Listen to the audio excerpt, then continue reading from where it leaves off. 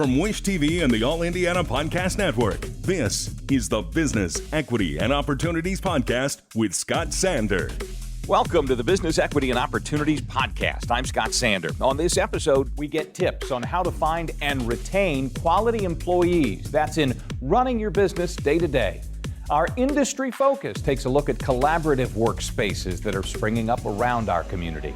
And today's success story introduces you to the always fascinating Scott Jones, known for making voicemail a success.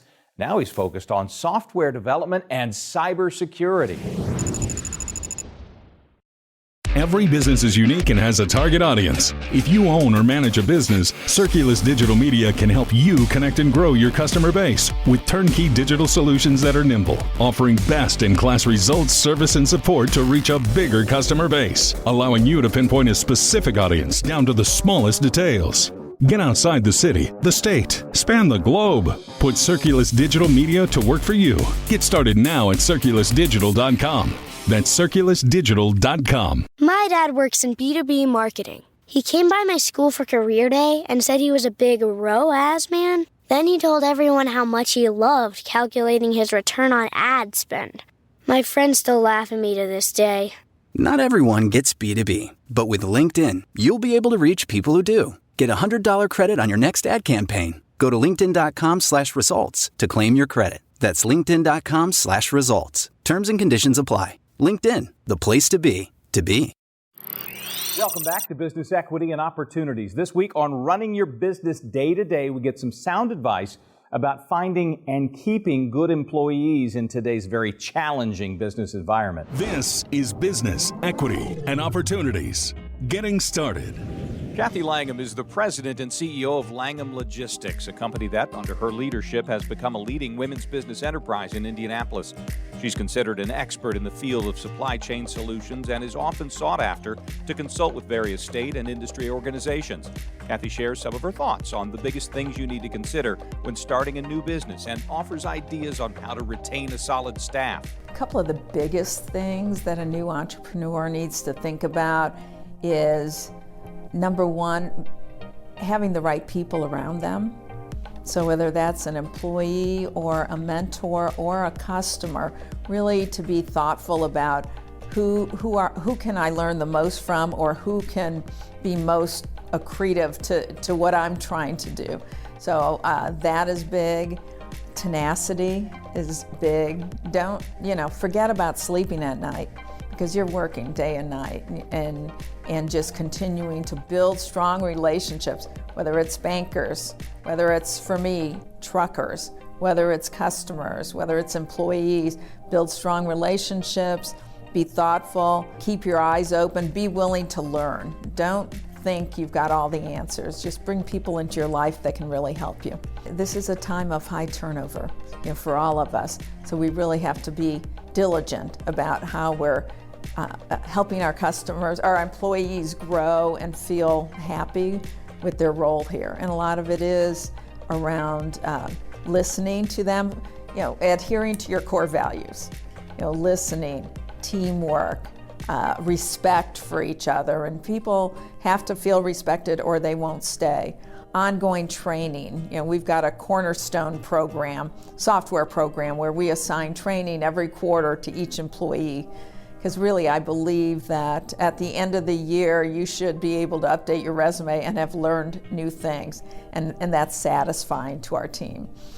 We have something called the Culture Club, which is every month we do something, whether it's pumpkin carving contest or ice cream or chili cook-off or whatever, to help our teams feel that we care about them. We're looking out for them. Of course, fair compensation, and just continuing to thank them and be part of their lives and care about what's happening in their lives. Really, that is the biggest thing. People want to feel appreciated, and in this day and age, more than ever. I get asked a lot about the importance of networking and being involved in the community, and I really did that from the very beginning.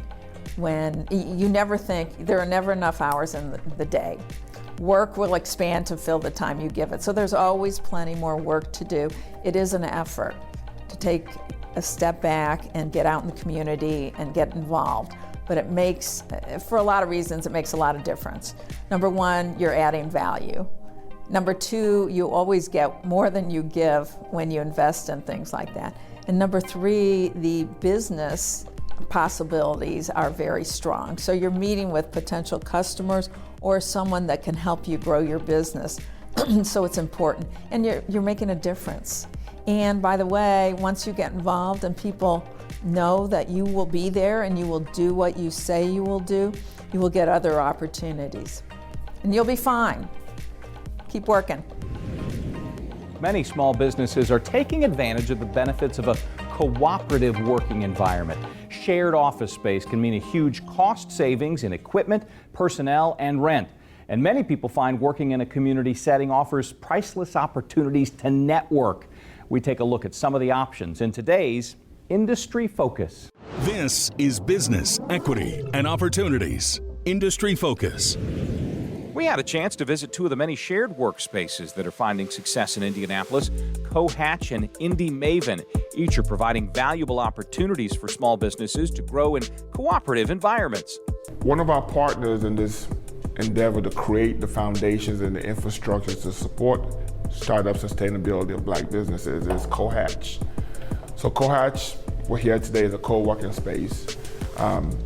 Two brothers from Columbus, Ohio, who just entrepreneurs who saw the need in their community as far as having a space where entrepreneurs could come together, not taking on the overhead of getting an office space and a building space and carrying that. You just have a space where it's a small office space, but you're around other entrepreneurs. You share resources, share ideas, but it's within your community, right? You don't have to leave that. So they decided to come to Indianapolis and sat down with us and talked about how do we make this available for minority entrepreneurs, minority businesses. So for years in Indianapolis, there have been conversations about co-working spaces, but we were dependent on the city, and the city wanted to create one, but the city was wondering, how do we keep this sustainable? If we spend the dollars up front, we're not going to keep spending the dollars, so how do we keep it sustainable? But a private entity with entrepreneurial principles around it has built a space that's going to be sustainable, but accessible to the people that need it the most as well. So emerging entrepreneurs, emerging business owners can't operate in a vacuum. They need to be around an environment that fosters entrepreneurship, right? Risk-taking, ideas, supports, marketing, accounting, insurance. Like, I have to be around those environments so that way, one is it limits my cost to start a business because I'm sharing resources, but also an environment that encourages entrepreneurship, right? You need those days that you just need a pat on the back. You need the days that you just want to feel like you're not crazy, right? That your ideas actually could work. As an entrepreneur, being around those spaces, being around that kind of environment encourages and fosters growth. So the thing about entrepreneurship as well is, entrepreneurship is hard. Starting a business is hard. A lot of businesses fail. But even if you do fail, the one thing that doesn't leave you is the entrepreneurial mindset. The mindset of solving problems, taking risks, right? That mindset also is not prevalent in a lot of our communities, right? So entrepreneurship is really the path. Starting a business, the gig economy, so many things, so many opportunities today. But how do we teach and create those spaces here in Indianapolis? If we're gonna build something from scratch, which is what we're doing when it comes to supporting and accelerating Black business growth, there's no playbook, right? So we're creating a playbook. So we can't create that playbook based on yesterday's ideas. We have to design for the future and create an environment where there are new ideas and new ways of doing things. So we have a unique opportunity to lead that. Spaces like Cohatch, where we are today, drives that. You walk in here and you're around nothing but entrepreneurs. Everyone is trying to solve a problem, is trying to generate capital, is trying to generate revenue to build their businesses. So when you get plugged into that, entrepreneurs and people who want to start a business, who have great ideas, get plugged into this kind of infrastructure, it fosters growth, it encourages them. So we're so grateful for our partnership with Cohatch, because they've brought something to Indianapolis for years that the city has been trying to create. Today, in less than 2 years, they've built 4 of these spaces. So we're excited about the partnership. We love coming in here. We just feel smarter when we come in. I tell people you win championships by being around good players or playing with good players. And environments like this have nothing but good players and nothing but entrepreneurs that help drive you as well. So at Cerulean, we focus on serving youth, women, and communities of color. So when I was looking for an office space, it was very important to me to select an office that had a strong network of women, honestly, folks who I could identify with personally, but also maybe support the growth of their brands. The networking was key. At Maven Space, they prioritize women and creating a space that has a room for nursing mothers, as I will soon be. And also they have events that provide networking opportunities with community members. I could have easily chosen to get a standalone office space in a office building in any part of Indianapolis, but I wanted to be at the heart of downtown in community with other women business owners at that, who understood not only my struggles and we could support one another, but also provided me an option to network and grow and provide support to them as well. When you choose a collaborative workspace, a co-working space as they're often called, the benefit of that is if you're encountering a particular challenge, you might have someone sitting right next to you that could solve that problem. So maybe you are at the coffee bar getting a refill on your tea or coffee, and someone overhears you having some chatter about, man, I just hit this wall, I'm not quite sure what to do. They might find a team member or a friend or someone that they also don't know very well, but know enough to refer them to you.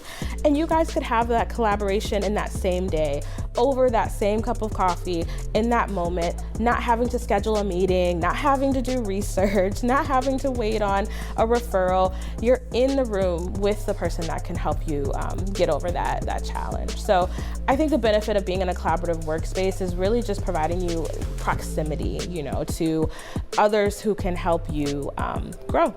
At Cerulean, we focus strategically on building community. We believe strongly that we're better together, and by helping each other tell their stories and really connect with their audiences, we're able to help them grow. And so I want people to know that marketing is not complicated. A lot of times they overcomplicate things, and it's really simple. It's all about finding your tribe. It's all about finding those who are interested in what you're serving. And so we're simplifying that process for people by providing them access to resources through our graphic design team, our photography team, our videography team, our copywriters. We're a one-stop shop. And so as a full-service marketing and PR firm, we really position individuals to excel. And that's how our commitment to our mission statement, We're Better Together, really was born. It's about helping one another grow. We've covered several ways to help you create your own successful business. Now, in Success Story, we offer some inspiration. This is Business, Equity, and Opportunities. Success Story. This week, we explore how software genius Scott Jones went from working at MIT, creating a voicemail company and countless other inventions, to founding the 1150 Academy, a nonprofit that's teaching the next generation how to be successful software developers and cybersecurity experts. In terms of how I got here, there's the entrepreneur side of me, which I did a lot of things as an entrepreneur as a child, including lemonade stands and haunted houses and door-to-door, all kinds of things, putt-putt courses and carnivals and all that. But really, early on, dabbling in tech, my scoutmaster was a computer science professor in 1971, which was almost unheard of. But here was this scoutmaster who lugged along a laptop that was, half as big as me. And I started to get interested, and I learned about bits and bytes. And then, but I thought I wanted to be a doctor. So I went off and studied chemistry and biology and physics and math. And in my third senior year, I decided to take a computer science course, and I just fell in love. And I always recommend to people, because I did it, do the thing that you're most passionate about. And I just fell in love with it and never looked back. So started to take all the computer science classes I could take at IU, started to help the professors with their computer systems, followed one of those professors to MIT's Artificial Intelligence Lab, started to work with the father of AI, the guy who created the Roomba, and a bunch of other really smart and famous people. And I got close to them in my early 20s. And when I went to MIT, I wasn't a student, I was a research scientist, but I decided I'm either gonna do a degree or I'm gonna start a company. And so I ended up meeting a guy from Harvard, and he brought the understanding of government to the table, and we were looking at the divestiture of AT&T, and AT&T was gonna be allowed to do email and fax and voicemail. And so he knew all that stuff, and I knew the technology to build practically anything. And so we coupled up and started a company almost 2 years after I started at MIT. So in my first company, which I was 25 and my partner Greg was 26, we met in a study group. He was at Harvard and I was at MIT. And we had lawyers, and we were trying to write expert systems that could write contracts and put lawyers out of business. Well, we were in this study group for about 6 months and decided, we could do this, but we're probably gonna get sued and never be able to start a business anyway.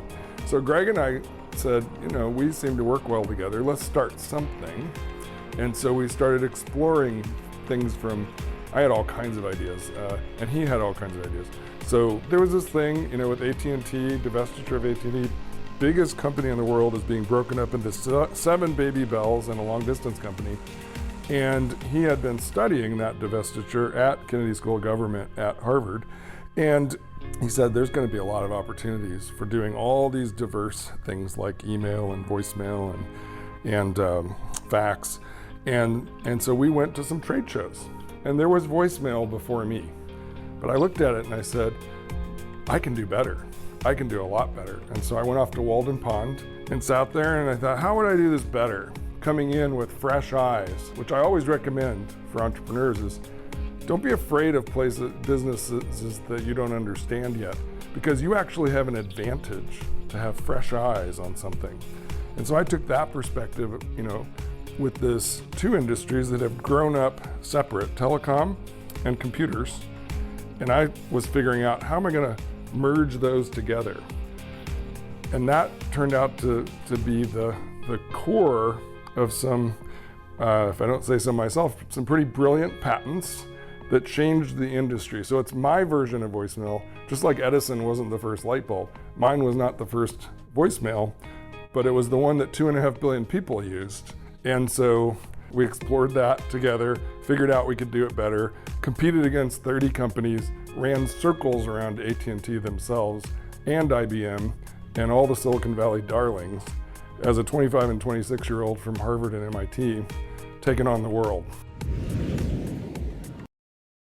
Why get all your holiday decorations delivered through Instacart? Because maybe you only bought 2 wreaths but have 12 windows. Or maybe your toddler got very eager with the advent calendar. Or maybe the inflatable snowman didn't make it through the snowstorm. Or maybe the twinkle lights aren't twinkling. Whatever the reason, this season, Instacart's here for hosts and their whole holiday haul. Get decorations from the Home Depot, CVS, and more through Instacart, and enjoy free delivery on your first 3 orders. Service fees and terms apply. With Credit Karma, finding the right credit card for you is easy. Our app analyzes user profiles to suggest personalized recommendations. Visit creditkarma.com today to explore cards tailored to your needs. Credit Karma, simplifying your financial choices. Our thanks again to all the contributors who joined us for this episode of the Business Equity and Opportunities podcast. We hope you found it enlightening, useful, and inspiring. You'll find more information about the show on our website, BEOshow.com. You can watch Business Equity and Opportunities Sunday mornings at 10 on Wish TV or live stream it through wishtv.com. Each week, we provide 7 full segments with topics ranging from how to get started and how to access capital to the day-to-day running of your business and questions about accounting and bookkeeping. We feature business news and trends and always share a success story from one of our contributors. Join us next time for more insights into the world of small business. Be sure to sign up for our Business Equity and Opportunities newsletter to get even more valuable, up-to-date information. And if you have any questions or you'd like to be part of our show, please email us. The address is beo@wishtv.com. We'd love to hear from you. I'm Scott Sander. Thanks for listening. Watch the Business Equity and Opportunity Show on Wish TV and access all of our content and share it on demand anytime at beoshow.com. You can find more podcasts from Wish TV on the All Indiana Podcast Network at allindianapodcastnetwork.com.